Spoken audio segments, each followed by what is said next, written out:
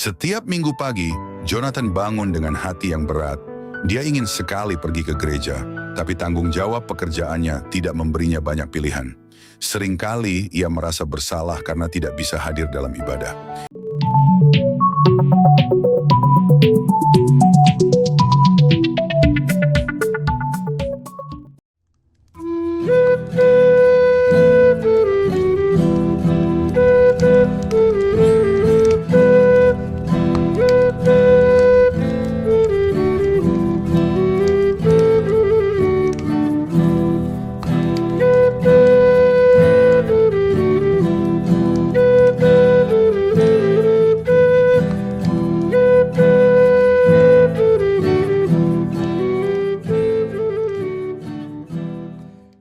Orang yang dipakai Tuhan pasti Tuhan karuniai hikmat dan urapan roh. Tanpa hikmat, pelayanan tidak bisa dijalankan secara maksimal dan kehendak Tuhan tak bisa terlaksana dengan sempurna. Tanpa pengurapan roh, maka yang dilakukan seseorang bukanlah pelayanan, melainkan semata kegiatan agamawi yang tanpa arah. Samuel adalah seorang yang dikaruniai hikmat dan urapan roh. Saat itu Samuel menghadapi dilema, ia harus menaati firman Tuhan untuk pergi mengurapi Daud menggantikan Saul sebagai raja. Namun bila ia berterus terang akan misinya, Saul akan membunuh dia. Hikmat Tuhan menolong Samuel untuk menyatakan hal yang tepat. Dia diutus Tuhan untuk mengadakan upacara persembahan kurban. Nanti di tengah upacara tersebut Tuhan akan menyatakan pengurapannya. Hikmat Tuhan juga nyata ketika Samuel harus menemukan siapa di antara anak-anak Isai yang Tuhan pilih. Tentulah kriteria Tuhan sangatlah berbeda dengan yang dipikirkan manusia.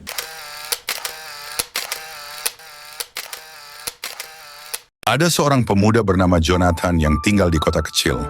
Jonathan adalah seorang Kristen yang taat dan sangat mencintai Tuhan. Setiap minggu, hatinya selalu rindu untuk beribadah di gereja, mendengar firman Tuhan, dan berkumpul bersama saudara-saudara seiman. Namun pekerjaannya sebagai karyawan di sebuah restoran mengharuskan dia bekerja setiap hari Minggu. Restoran tempat dia bekerja sangat sibuk pada akhir pekan, dan majikannya membutuhkan semua karyawan untuk hadir. Setiap minggu pagi, Jonathan bangun dengan hati yang berat. Dia ingin sekali pergi ke gereja, tapi tanggung jawab pekerjaannya tidak memberinya banyak pilihan. Seringkali ia merasa bersalah karena tidak bisa hadir dalam ibadah. Ia bertanya-tanya apakah Tuhan mengerti kesulitannya. Suatu hari, dalam doa, Jonathan mencurahkan hatinya kepada Tuhan. Tuhan, Engkau tahu betapa aku ingin berada di rumah-Mu setiap minggu, tapi pekerjaanku membuat itu sulit. Aku mohon, beri aku hikmat untuk tetap melayani-Mu, meski aku tidak bisa selalu hadir di gereja.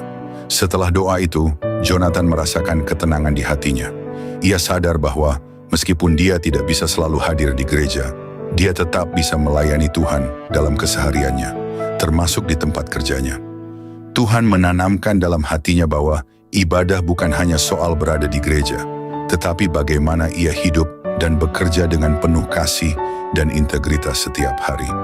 Jonathan memutuskan untuk menjadikan pekerjaannya sebagai kesempatan untuk menunjukkan kasih Kristus. Setiap hari dia bekerja dengan sikap penuh syukur, melayani pelanggan dengan senyum dan hati yang tulus. Ia seringkali menyemangati rekan kerjanya yang sedang kesulitan dan berbicara tentang imannya dengan cara yang rendah hati. Dia juga menyempatkan diri untuk berdoa setiap kali ada waktu luang, meminta kekuatan dan hikmat dari Tuhan. Meski tidak bisa hadir di ibadah minggu, Jonathan mulai mengikuti kebaktian online di waktu senggangnya. Setiap malam, ia juga meluangkan waktu untuk membaca Alkitab dan merenungkan firman Tuhan. Setelah beberapa bulan berlalu, majikannya melihat perubahan besar dalam sikap Jonathan. Ia melihat bahwa Jonathan selalu bekerja dengan penuh semangat dan kasih, berbeda dari karyawan lain. Suatu hari, majikannya mendekatinya dan berkata, "Jonathan, saya tahu betapa kamu ingin hadir di gereja setiap minggu. Mulai minggu depan kamu tidak perlu bekerja pada hari Minggu. Saya pikir setelah melihat dedikasimu, kamu pantas mendapatkan waktu untuk beribadah." Jonathan merasa sangat bersyukur. Tuhan menjawab doanya dengan cara yang tidak terduga. Dia belajar bahwa kesetiaannya, meski di tengah kesibukan, membawa berkat dan perubahan di sekelilingnya. Tuhan melihat hatinya dan menghargai upayanya untuk tetap melayani dan memuliakannya, bahkan ketika jalan tampak sulit. Kini Jonathan dapat menghadiri gereja setiap minggu, namun dia tidak pernah melupakan pelajaran penting itu. Ibadah bukan hanya soal berada di gedung gereja, tapi bagaimana kita mencerminkan kasih Kristus dimanapun kita berada. Seperti yang dikatakan dalam firman-Nya dalam Kolose 3 ayat 23. Segala sesuatu yang kamu perbuat, perbuatlah dengan segenap hatimu, seperti untuk Tuhan dan bukan untuk manusia. Kiranya dapat menginspirasi kita semua.